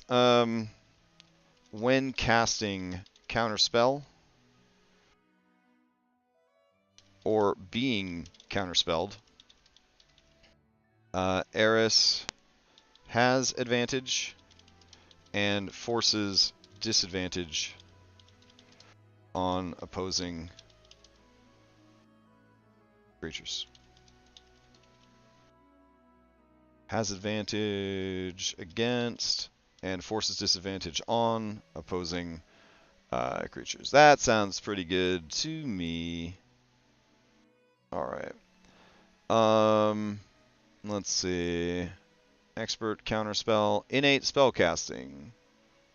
Yeah, we know. You probably have spells. Don't worry about it. We should probably look up what those spells are, though. Mm. Mm. Ishtar. Awesome. Okay. Her spells are Force Cage, Thunderstorm. That's a new spell. Oh, baby. Could we just do? Do I need to do Thunderstorm? Could I do something else? Whatever. Meteor Swarm and Power Word Heal. Okay. All right. Meteor Swarm. Let's see. Power Word Heal. Cool. What else you got? We'll do Chain Lightning. Chain Lightning. And Force Cage. Beautiful. Haste. Haste, and you can't lose concentration on it? That's pretty fucking good. Cloud Kill. Alright. Also, we'll give her Seeming. Give her some illusion spells here. We'll give her the Terrain spell. Or is it Hallucinatory Terrain? Let's see. All that seems pretty good. Alright, let's move on. Her spellcasting is going to be Charisma based. There we go. So legendary actions, we can get rid of that. We should probably leave Artemis open so we can just steal from it. There we go. Paragon actions, Paragon defenses, magic resistance. Go. Alright, going down the list. What did we miss? Combat casting, Diplomacy has advantage on charisma checks for 1 minute. Lovely. That's a cool ability. So Eris. Go. Okay. Discorporation. When you drop to 0, your body is destroyed, but her essence travels to the underworld. She is unable to take physical form for a time. Alright, that's fine. So we'll just have the general god rules. When reduced to 0 health. Ooh, no. We're going to put greater purpose. There we go. When reduced to 0 health. Let's see. This creature discorporates, ceasing to exist. Is that this creature discorporates? Yeah. There we go. Alrighty. So I feel like greater purpose should also go over to that because they're all going to have that death throes kind of thing. Alright. Hunter's Focus, once per round. Hunter's Mark. Legendary action, greater purpose, divine arrows, consummate huntress. Beautiful. Alright. Going back over here. Let's move her all the way to the side. Paragon, greater purpose, intelligence. She can innately cast the following spells. It's fine. That's just a mess. Magic weapons, magic resistance. Regeneration. Alright. Eris is a fount of divine energy. She regenerates 20 hit points at the end of every round. At the end of every round. Interesting. Wings. Ishtar can double her flying speed for 1 hour. Okay. Weird flex. Alright. So down here, we've got Broadsword. I feel like Broadsword's pretty cool, but Eris seems like she would probably just use some kind of like daggers or maybe her claws. So we'll just go with Divine... Divine Talons. There we go. We'll go down here. Hide all this shit. There we go. Go in here. And they will do 2d8 plus mod slashing. And then they will also do, let's just say, they're divine. So we'll do 3d10 radiant. That sounds fun. Alright. Boop. Alright, close. I feel like she's going to be trying to cast spells most of the time. Death transposition. Any creature within 100 feet of Ishtar. Alright, so let's... Ishtar. There we go. Is reduced to 0 hit points. This is going to be kind of nuts. She may choose another creature within line of sight to instantly exchange all the creature's hit points to the creature who is at 0. The creature receiving the hit points does not exceed its hit point maximum. The target creature who has its hit points to give must succeed on a Constitution saving throw or be reduced to 0 hit points. A successful save results in half the creature's available hit points being transferred. Alright. I'm into that shit. Displacement. Ishtar is able to rapidly shift between planes. Let's see. She appears to shimmer slightly, but all attack rolls against her are made at disadvantage. If she is hit by an attack, the displacement is disrupted until the end of her next turn. That's a pretty expensive action to just lose immediately, because, whatever. Life. Period. May transfer up to half her own hit points to any creature within line of sight. Oh, that's kind of cool. The blast of life energy is transferred to such force that they are knocked prone. She regains these transferred hit points at the beginning of her next turn. At the beginning of her next turn? Holy shit. Alright, that's pretty cool. Multi-attack. Ishtar may cast 1 spell and make 2 melee attacks per round, cast 2 spells per round, or make 4 melee attacks per round. Okay. That sounds good. Alright, let's see. And then she's got a legendary action, multi-attack. Can cast 1 spell and make 2 attack. Wowee. Okay. This bitch is fucking crazy. Alright. Summon a ghost. Ishtar can summon 2 ghosts. I think you got enough stuff going on. I don't want any fucking ghosts on the board. Alright. Good. You are perfect in every way. Eris, the Lost God. Okay. And let's see. Let's go to your prototype and change that out. Let's see. Ooh. What about you? Never displayed? Cool. We don't want them to ever see your name tags. Alright. You are neutral. And you have blood. Alright, here is your artwork. We'll go to Tokens Greek. Gotta be strong. There's so much to do, but we just gotta keep going.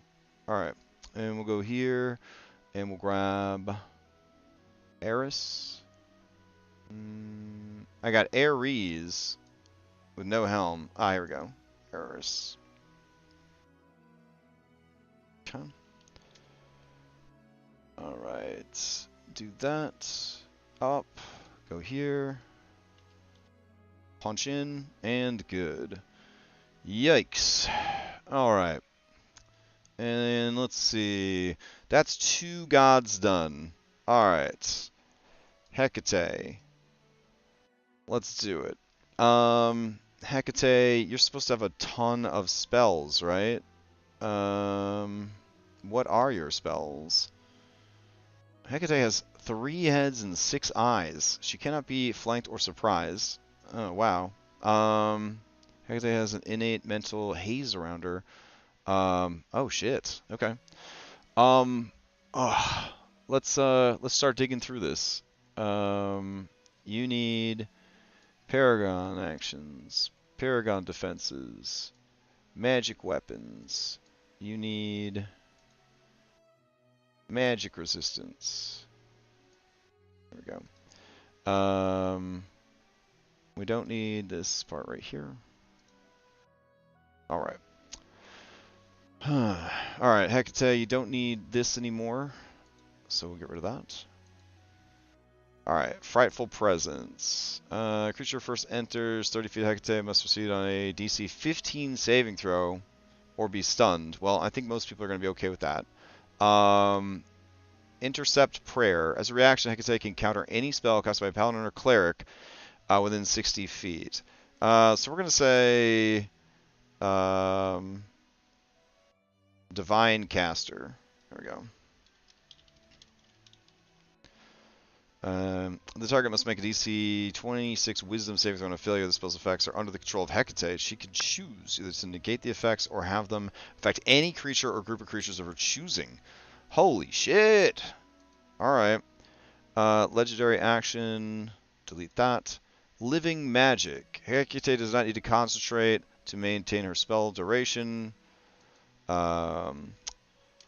And can concentrate on 2 spells at once. There we go. Alright. Let's see. Mistress of Spells. Her spellcasting ability is Intelligence. She can innately cast any spell. Oh. Okay. Sounds good. Let's just go grab Hergeron, I guess. Hold on. You still around, Hergeron? Okay. Here we go. We picked out some baller spells for this guy. Might as well throw him out here. Mind Blank. Dominate Person. Force Gauge. Wall of Ice. Chain Lightning.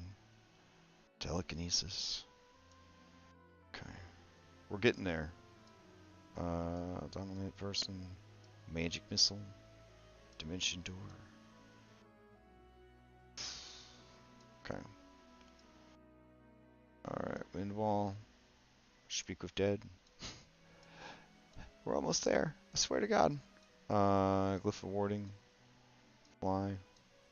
Fireball. Counterspell. Suggestion.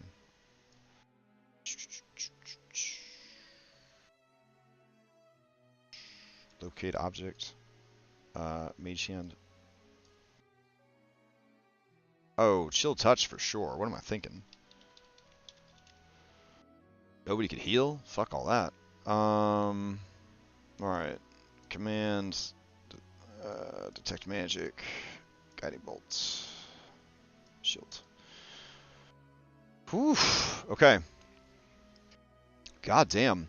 Summon Hellhounds. 9 Hellhounds. Okay. And I guess there's special Hellhounds at the back of the book? Let me see. You got special Hellhounds in here? Let me see them. Where are my special Hellhounds at? Hellhound.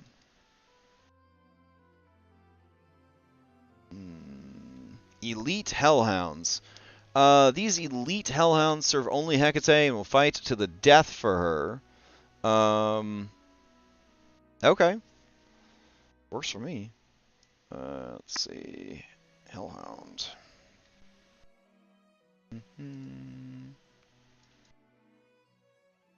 Import step lock. Hellhound. Alright.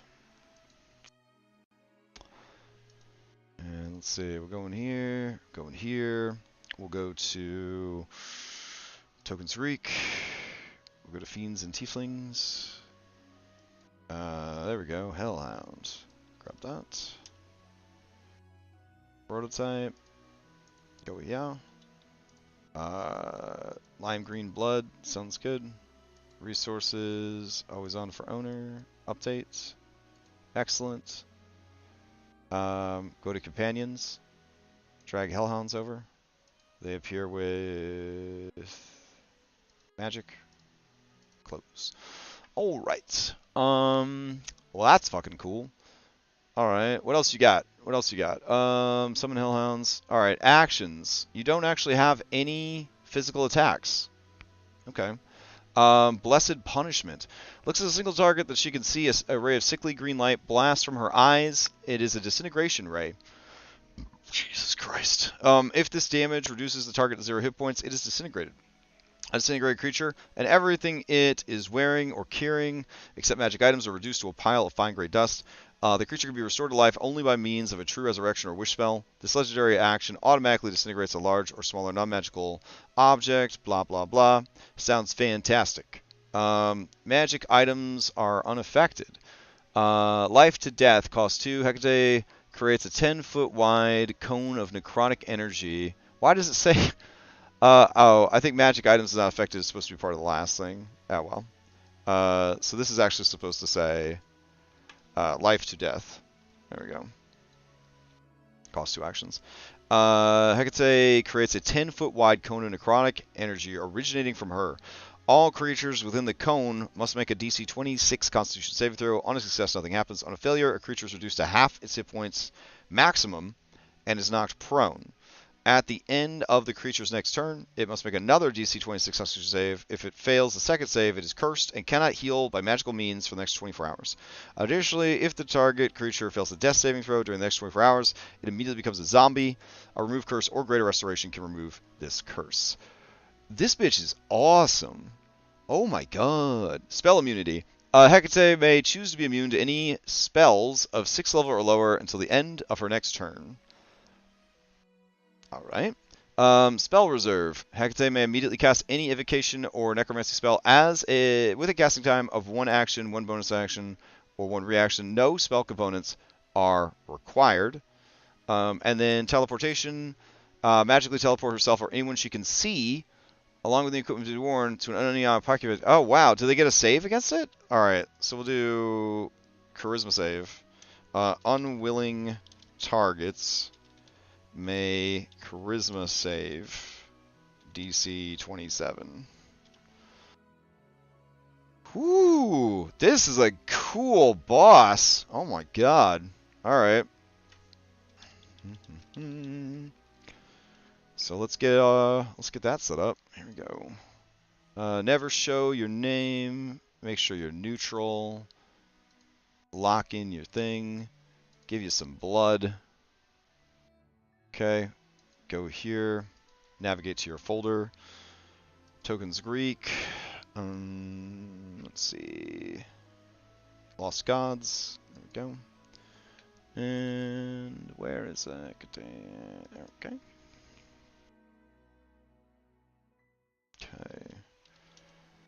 Jesus Christ. This is pretty nuts. Always on for everyone. Good. And good. Okay.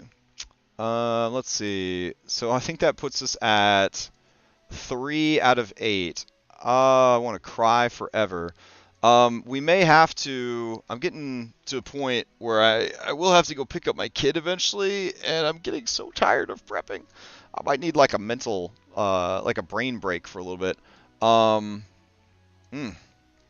Okay. Let's see who's next on the to-do list. Alright. Lost God, we don't need you anymore. Alright. So, Melanie, the Eternal Skald, the Lost God, you have Disrupt Life, Frightful Presence, Paralyzing Touch, Sacrifice, Spell Turning, Spell Mastery, Death Burst. So you're just a lich, but you got a lot of spell casting. Okay, we should probably just give all of your spellcasting to Hecate. There we go.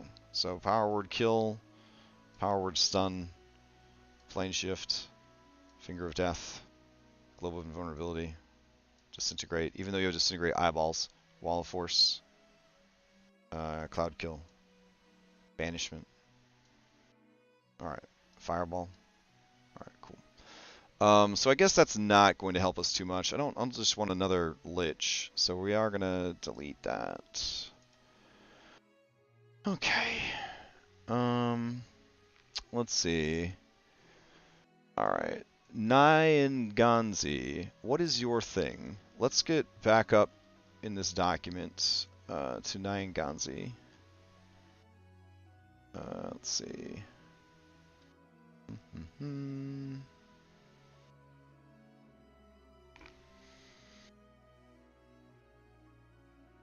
Hecate.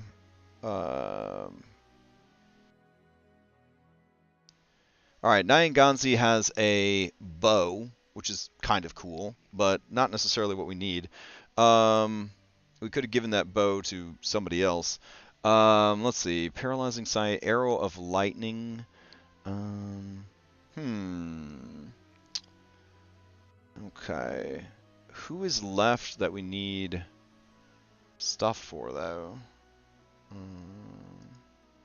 me get my notes out.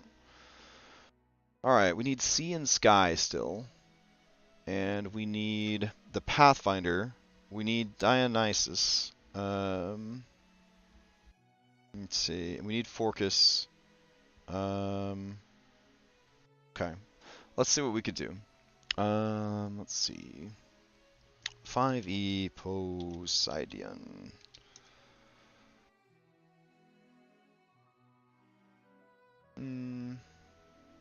Okay. So we'll just copy this Poseidon right here, and we'll just make it Forcus instead. So let's grab these. And we'll go in here, import step block. Paste. Import. And we'll grab Forces. Lost God. Okay. Yeah, I'm definitely going to need a break in a second. Let's finish this guy. Then we'll plug in the art for the others, just so that we have placeholders. Yeah. Oh, damn. Chilling Grasp that hits others? Shit. That's really good. Alright, let's see.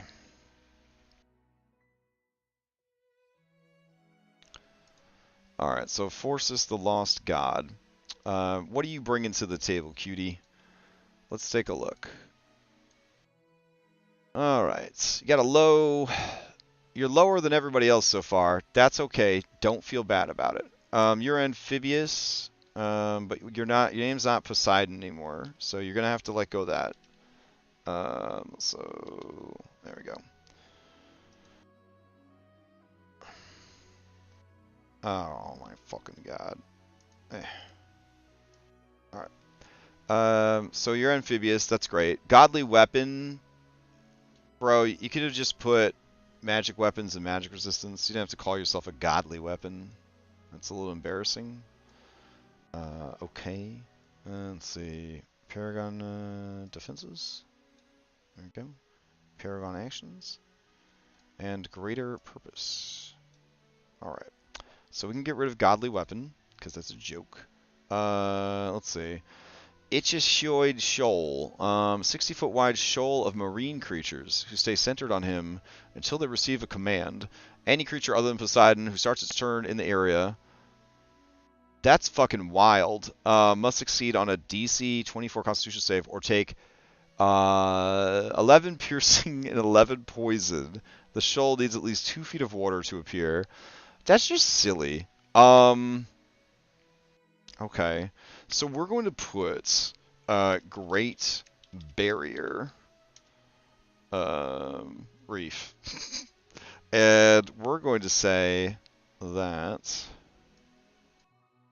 Forgus is always surrounded by a 60-foot radius sphere of seawater. Alright. Inside the sphere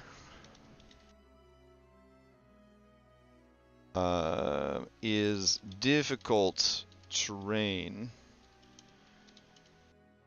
for anyone of blah blah blah's choosing, even if they have a swim speed. Period. Cool. I like it. Alright. For this reason, he's always submerged, too. Okay, innate spellcasting. Alright. Looks like the spell's actually plugged in properly, so that's cool. So let's see. Innate spellcasting. Just change out Poseidon for force size. Force siege. Legendary actions we can get rid of. Magic resistance, magic weapons, Paragon. Primordial Flood. Okay. Forces makes the ground erupt with diluvial geysers, and the sky spurt torrential rain, flooding the area in a 300-foot radius with 10 feet of water. If the terrain allows the water to accumulate, the water rises 5 feet at the end of each of his turns. Otherwise, the depth remains 10 feet. Alright, that's pretty dope, but I just gave this guy a 60-foot sphere of water around him, so I think we're pretty good on that. But I guess we can keep this anyways, just for the Flavor Flav. Alright. There we go. Alright. Special traits, legendary resistance. We can get rid of that. Trident of Tartarus. Sounds pretty good. It can be recalled to his hand instantly, and it does a bunch of damage. It doesn't do enough damage, though. Alright, so we're going to add 3d8 thunder. There we go. I like the idea that this guy just isn't very strong compared to the others. Wow, you can attack as a legendary action? Damn, dude. Go off. Basaltic conduit. His left arm turns into a basaltic conduit, shooting out a stream of acid in a 60-foot cone. Each creature in the affected area must make a DC 22 saving throw or take 10d8 acid, 10d8 fire. Wow. Alright, so we're going to put being submerged in water does not reduce this fire damage. There we go. And we'll change his name. And good. Alright.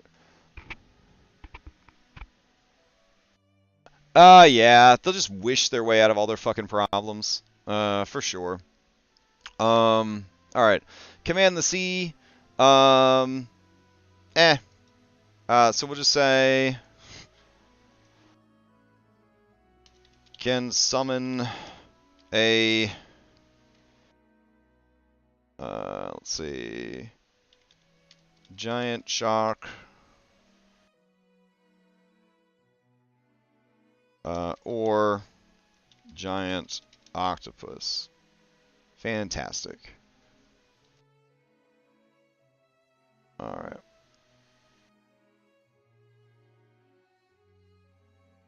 Okay, so we're going to go to companions, and we're going to give him a gargantuan octopus, and we're going to give him a shark. Wherever the fucking shark ended up. There we go. And both of these will appear with water. There we go. Alright. No! You're supposed to stay there, Poseidon. Okay. And let's see, what else can this fucker do? Major casting. Poseidon casts Tidal Wave, Wall of Water, or Watery Sphere. Sure.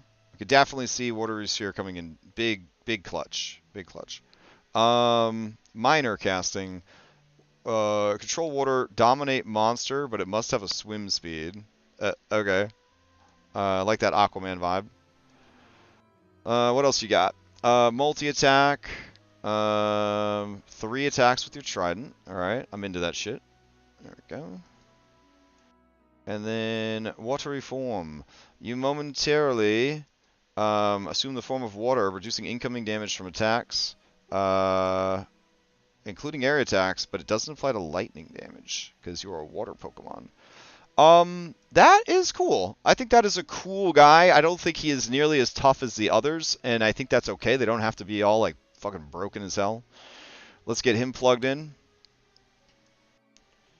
Alright. Do that. He's neutral.